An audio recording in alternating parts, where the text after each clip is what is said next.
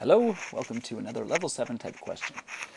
We're being asked to solve this if x is 12 and y is 10. So we're going to replace x with 12 in brackets and y with 10 in brackets. Now just as we do this, remember we're using Bemdas, right? So the x is going to be replaced with a 12 in brackets and the y is going to be replaced with a 10 in brackets. And then after that, it's just order of operations. So B stands for whatever you can do inside the brackets. There's nothing I can do inside these brackets, right? Everything's done. So I'm just going to remove that bracket. Okay, and then I have divide by 4 and times 10. So I'm going to remove these brackets and just rewrite it like this. So 12 divided by 4 times 10. Okay, and then the next thing is, what am I going to do first?